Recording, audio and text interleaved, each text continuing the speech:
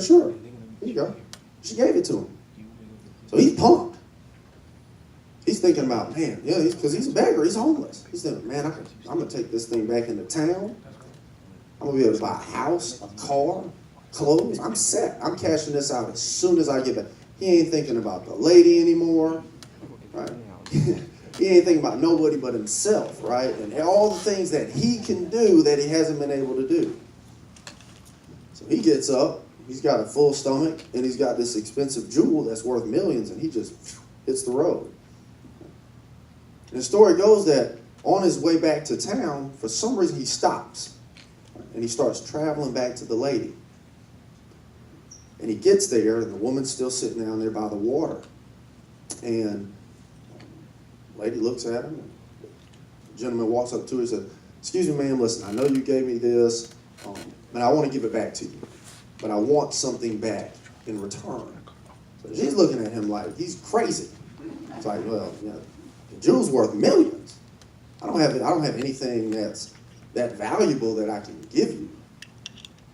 He says, no, listen, I'm going to give you this back, but I need you to promise me that you're going to give me something in return. She says, sure, okay. So he hands the jewel over. And she looks at the man and she says, what do you want? And the man looked her straight in the eyes. And he says, I want whatever it was that you had inside of you that allowed you to be willing to give that jewel to me. I'm going to say this again because I want you to really think about this. He said, I want whatever it is that you had in you that allowed you to be willing to give that jewel to me. Now, what does that have to do with politics, with social justice, with change, with healthcare, right? With the status of teachers, with SCANA and SENG ripping everybody off? Now, what does that have to do? And it goes back to the point I made in the beginning, right? Is one of the most important things that people have got to start looking at when they get behind candidates, when they start standing behind people and they put people in positions of power to make decisions, is who they are. That is how we change. The fact that you all are here right now is evidence of who you are, because we know what our revolution stands for. When I think about folks like my cousin, who got in a car wreck in rural South Carolina, and he was thrown out the windshield, and they find him in the woods, and they go to drive him, because in the country we fly people out. We don't have a hospital. And a lot of people don't know that you have to have a certain level of medical stability before they'll actually put you on a helicopter, and he wasn't there, so they had to drive him to the hospital 45 minutes away, and he died before he got there. Right? We think about schools like the elementary school that we currently have in Denmark, South Carolina, where when it rains, you have these young kids who have to leave the main building and walk through mud puddles to get to trailers, where in each individual, there's a little AC unit about the size of this, and you got these kids, and you're hoping that the room is not too muggy and that they can actually sit down and listen and learn in conditions like that. You think about the roads we drive on. It's a very, very bad wreck in Bamberg County just yesterday. In part because of the condition of the roadways and how they're not wide enough and they're not safe enough. An accident happened and a man lost his life. We're talking about real life, real people. This is bigger than politics. Right? And I love the fire. Right? I go to a lot of political events, whether it be a Democratic Party event. I even go to some Republican stuff. I got Republican friends. Right? And I'm a person who, even though I'm a Democrat, right, I look at who is this person? My desk mate at the State House my first 2 years was a Republican from Pickens. Pickens. Y'all been to Pickens, you know it ain't too much Democratic stuff going on up there. Right? Not at all. But the one thing I can say about him, his name is Neil Collins. We disagree a lot. But I respect that man. Right? Because in the discussions that we have, although we disagree in the way to get there, we agree about the end result and what should happen. And it's got to be based on the betterment of all people. And I respect that. Right? And I respect each of you. Now, I'm not the most fiery. Any of y'all ever seen Nina Turner speak in person, Senator Turner? Show hands. What about Killer Mike? Oh, yeah, right. I said, man, there was one time we were, Senator Sanders was in town, and, we spoke at Benedict, and we spoke at USC, then we went down to Charleston and spoke there, then we went to the airport, jumped on a plane, flew to Morehouse. And at this Morehouse event, it's like 6,000 people in there. And somebody thought it was a smart idea to put slow-talking country Justin Bamberg on right after Killer Mike. By the time they called my name and I had to walk up this long podium, I'm just sitting there like, man, I gotta think of something new to say. And I get there and I try to pick the mic up and it's just a puddle because he melted it. So if y'all can, stick around for tomorrow. Senator Nina Turner, amazing, passionate about people. And I think, when people ask me, because y'all know we in the South, let's call it what it is, right? People resist change here. We have, why y'all think I'm still engaged in a battle over a Confederate flag?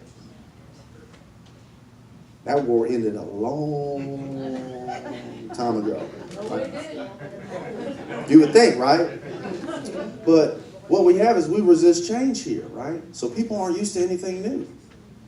They never want anything new. Right? So people ask me all the time, hey Justin, we love you. What's this our revolution thing? Sounds kind of militant. I'm like, nah. No. These are people who are tired of the status quo. These are people who are tired of politics as usual. These are people who are tired of being able to pick up the newspaper and see politician indicted. Right?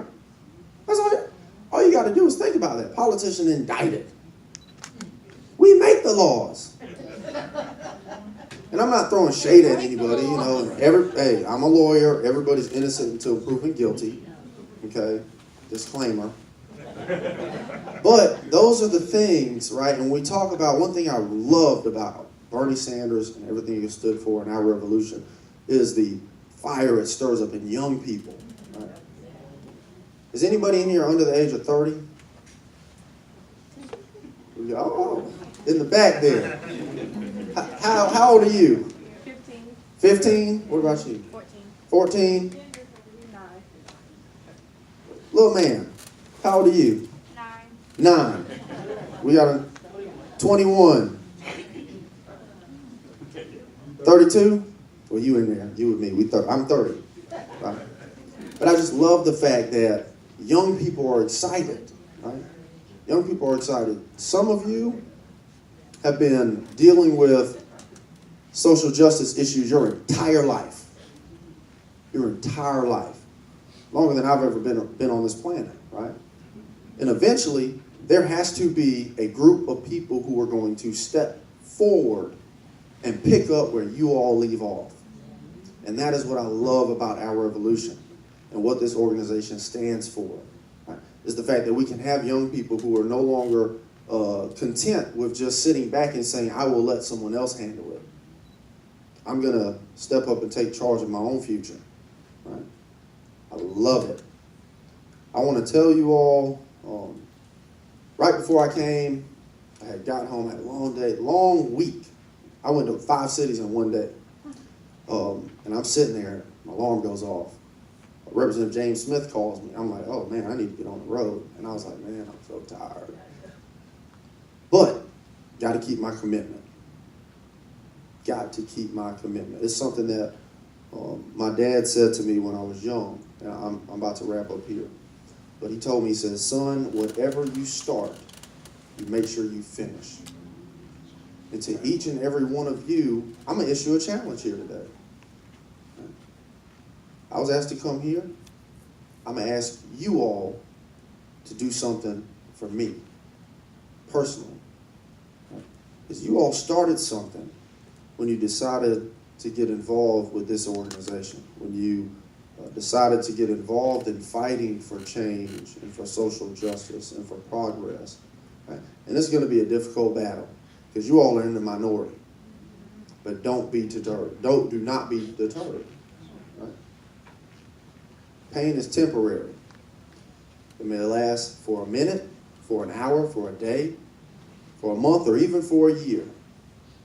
But eventually it will subside. If I quit, however, it will last a lifetime. So thank you all. Stay committed. Fight, fight, fight. Never give up. And with each and every one of you, we're going to get there. We will get there, and I will stand with you. So thank you all so very much. I'm going to stick around afterwards to speak with whoever. So I have y'all. You want to take Q&A? Take questions? I will take some questions. I'll open up the floor, and Mr. Lawrence, matter of fact, if you want to be my question grabber, I'd rather y'all get mad at him for not getting you than somebody be like, so Representative Bamberg ain't call on me. We've got real politicians out there. Justin, as I'm sure you are and everyone here is, there's a lot of concern about the admission from the South Carolina Election Commission that there were approximately 14,000 hacking attempts on the South Carolina voting machines. We're now hearing they have admitted that the attempts go back to 2010, when there was certainly some very interesting results on a number of races. I know that there has been discussion about bills in the State House to not only look into that, but also to provide a new system whereby we have the paper ballot backup. My concern right now is that I have a client who has FOIA'd them several times, and he's to the point now he's not getting any answers. They're not answering FOIA attempts. So, I mean, we're looking at potentially a lawsuit. They need to cough up this information. They're saying that none of the hacks were malicious, but how do we know that if they're not providing information? And secondly, would you provide enough information about the status of any bills that are in the State House right now? Yeah, as of right now, I'm not aware of any bills pending to address anything with the voting machines and things of that nature. There may be, I just may have missed it, so I don't want to speak incorrectly on that. But let me say one thing about voting and ballots and machines and hacks and stuff like that, right? And this is my personal opinion, okay? So I ain't speaking for nobody but Justin Bamberg, right? Is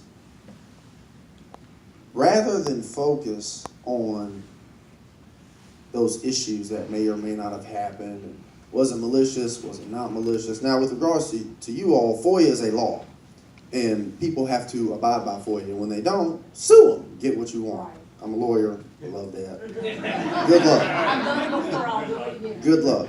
But rather than focus, right, let's talk about energy, right? Let's talk about where you can put your energy. I prefer to see a day where it doesn't matter if someone hacks and we miss 14,000 votes, or somebody hacks in and 10,000 votes aren't counted, because we blowing the other side of that out anyway. That's what I want to get to. Hack me, Russia. We're going to win anyway, right? So that's where my mind is how can we mobilize people and get them to the polls in such great numbers? If you look at the elections across this state, where voter turnout is 11% or 14%, right? And there's always this big push. Let's get more people registered. Let's get more people registered. If the people who were registered voted, the candidates who we need to have representing people would be blowing the other folks out. Right?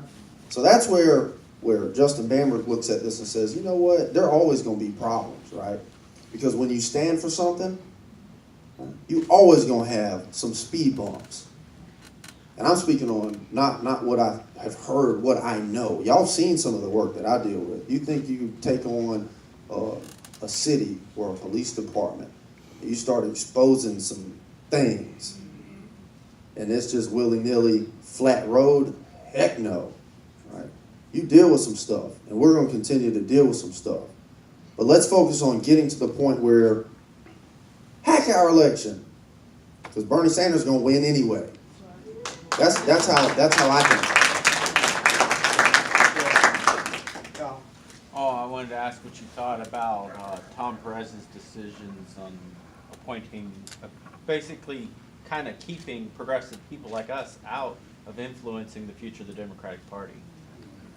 All right, so with regards to the Democratic Party on a national level, right? And I want to make sure everybody in here understands, right? Each state level politics is a lot different than national level politics, okay? State level Democrats can be a lot different than national level Democrats. Now, going to your question, again, you have this status quo thing, right?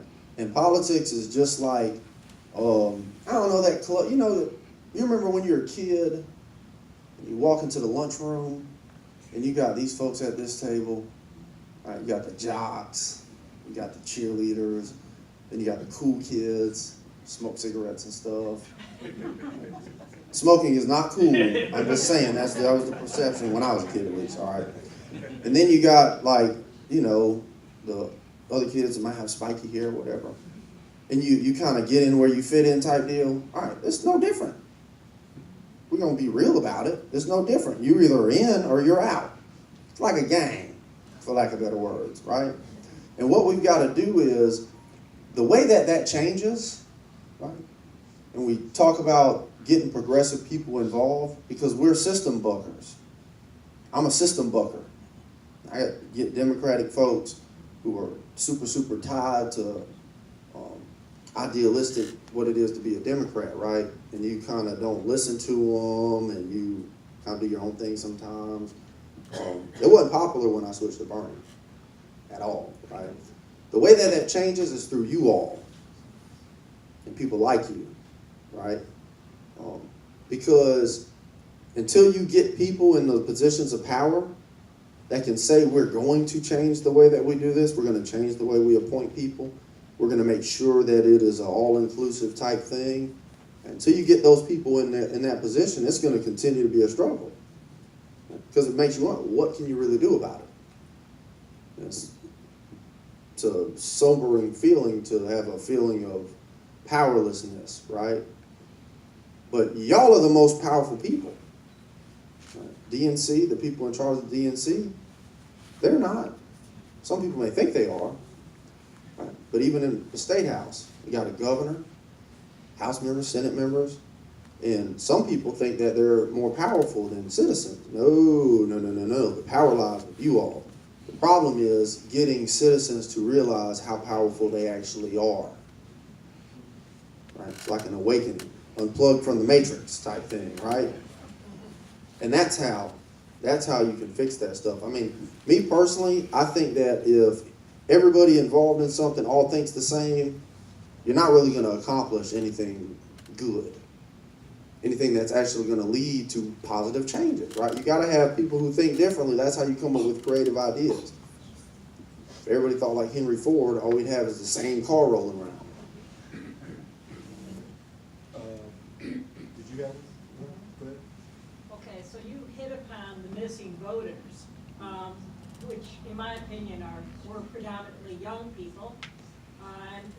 So I talk every day and every occasion to young people, why they didn't vote in the general election, etc. But I'm stuck in Columbia. From where you are, I'm sure you've been talking to young people. Out of all of Bernie's issues, now, presently, what do you think that we could, we could get young people to rally around? Free tuition, Medicare for all, which issues? Well, for young people, and I know you're live streaming, any young people listening, I want you to remember one thing, that knowledge is the new money. Get you some. Knowledge is the new money, get you some, right? They need to be informed, okay? Where I grew up, we didn't know about no politics. I knew nothing about politics growing up. My parents were police and worked 2 jobs. I knew school, sports, cut grass, or get a spanking, go to bed. That was my life growing up, right? We talk about tuition, right? Engaging young people, right? We're at a point in time where a high school diploma is somewhat valueless in the grand scheme of things with regards to the workforce, right? Because even in manufacturing, which used to be labor intensive, right, now you got to know how to do this and work computers and tech. You got to have an education. The problem is the cost of education keeps rising and rising. My last semester of law school, I was trying to graduate early, so I was going during the summer, right? And it was like $900 a credit hour. Yeah. My firstborn child is already signed off to the federal government to pay off those loans. So yeah, absolutely, right? We've got to look at the cost of college tuition. And when we talk about socioeconomic statuses and breaking these barriers, right? And we talk about, you have all these people who say Medicaid's a problem, right? And health insurance for everybody is a problem. And the government doesn't need to be taking care of people. Well, when you tie their hands and you block their access to education, right, via the dollar bill, and you systematically ensure that people can't get an education to make more money, to be able to buy different insurance, to pay for this themselves, it becomes a problem. So, yes, education, tuition. I think free college tuition is a great idea. And any of y'all see when I went on Chris Matthews' Hardball? All right.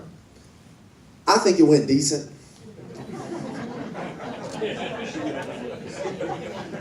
I think I did pretty well, right? I've done a lot of TV, never did Hardball with Chris Matthews. And I got off air and my phone was ringing. Ringing. And it was a 75-year-old lady called me from like Pennsylvania. And she said, listen, I just want to tell you, Chris Matthews was so rude to you. And you did an amazing job.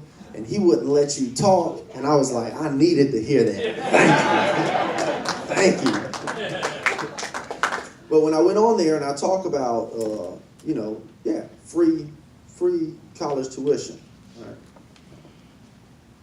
Medicare or Medicaid for all, right? Free health insurance. It's like, how are we going to pay for it?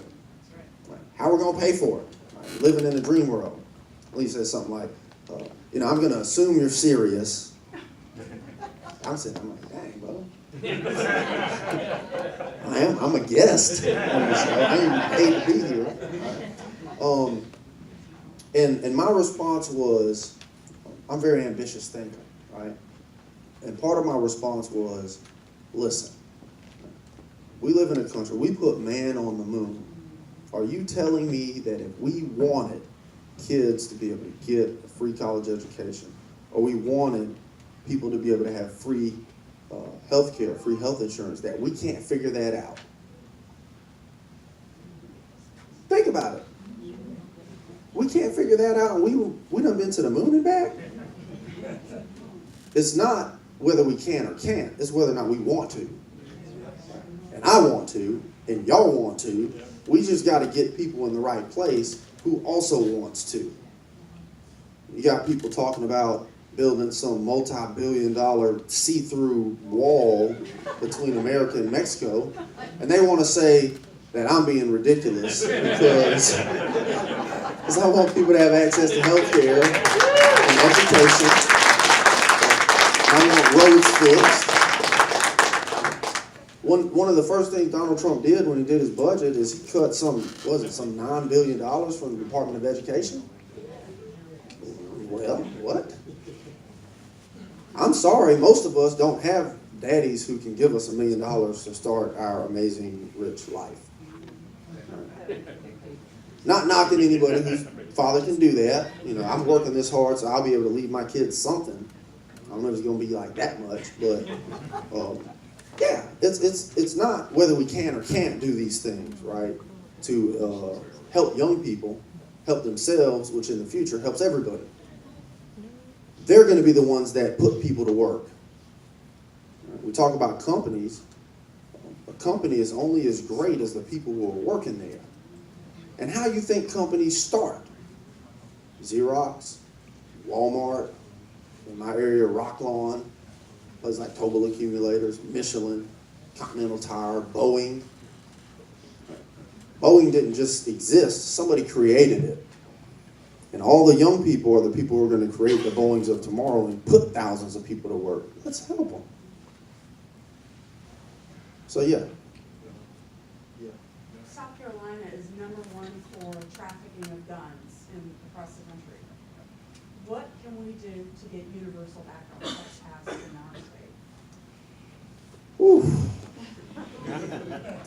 That is a difficult question. Okay? Only you could answer. And I'm going to go ahead and tell you, I say I keep it real with folks all the time, I'm a very pro-gun Second Amendment person. I grew up in the country, right? But I do agree that we need to do a better job checking backgrounds. Right now in this state, right, I can go online, I can meet somebody and say, man, that's a nice gun you posted, man, you want to sell it? Right, and they say, sure, let's meet up at Waffle House in 5 Points and bring $500 and your driver's license. I'm like, okay, cool. And I can go to Waffle House with $500 for my license. And I scope, make sure I ain't about to get robbed, right? And we write each other's information down. You don't look like a bad guy. Here you go. Out into the wind. You can do that in the state, right? We talk about the whole Dylan Roof thing and the issue with what has been deemed the Charleston loophole, right? He should have never been able to buy that. And it's a systemic failure, right? Because any system that relies solely on man always has the potential to fail. So you got to have all these checks and balances, right? We talk about universal background checks. I think it's a good thing. Right? I believe that law-abiding people should be able to get firearms. Now, do I think a citizen needs to be able to buy a fully automatic assault rifle like he's about to go to Afghanistan? Of course not, right? But if you follow the laws and you want to buy a gun, you shouldn't have a problem passing any background check. And if you got to wait a little longer, so what? I would rather wait an extra month or 6 months to buy a gun if I knew that it would stop somebody like Dylan Roof, or the Las Vegas shooter fellow, or somebody else who doesn't need to have one from being able to buy one, right? So that's something that we have to push. But I can tell you, it is to say an uphill battle in this state is an understatement. Again, we in the South, right? I ain't gonna sugarcoat anything, right? So it's a mix of information, right? And the problem with politics, right, is it always seems like we need something bad to happen before action is taken. And we got to get away from that. Talking about a loophole, Charleston loophole, should have been addressed before we had to add the Charleston to it. Right? And we got to start being proactive. So when you ask what we can do about it, it's continue to have the discussion. Right? And at some point, and we've passed that point where discussing is no longer enough. There needs to be action. Right? But it's holding the people, quite frankly, in Congress accountable for this stuff. Right? And that is why I go back to who you put in office matters.